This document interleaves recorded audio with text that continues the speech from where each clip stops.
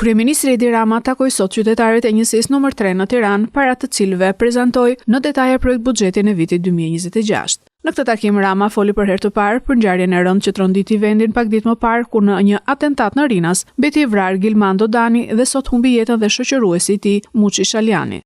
Sipas kryeministrit, ngjarja do të zbardhej në kohë reale nëse do të ishte bërë instalimi kamerave me inteligjencë artificiale në rrugët dhe lagjet kombëtare, një sistem që pritet të instalohet së shpejti. E kemi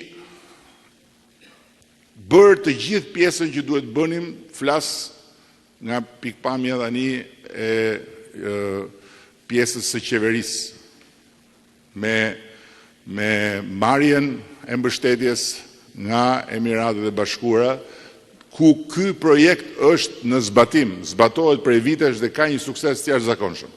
Nuk e hedh dot më plerat në rrugë, e ketë pamundur. Për ta thënë troç, nuk i hedh dot. Sepse të kap kamera në kohë reale.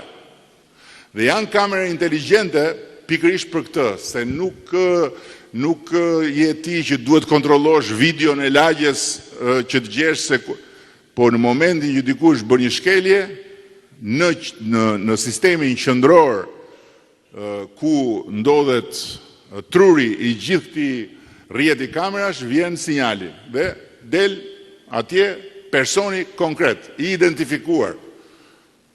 Nëse dhe 8 muaj na ka marrë vetëm burokracia në për agjenci tonat për të përfunduar procesin e dokumentacionit në mënyrë që të filloj implementimi. Kompania Emiratase që bën këtë është një nga kompanitë më të mira në botë. Emiratet nuk ja kanë dhënë dikujt tjetër këtë sistem, na e kanë dhënë ne. Ky është një hap që do ta bëjmë dhe do na ndihmojë. Nëse do të kishim atë sistem në këmbë, ajo ngjarje e Rinasit që ndodhi do të ishte zbardhur në kohë reale.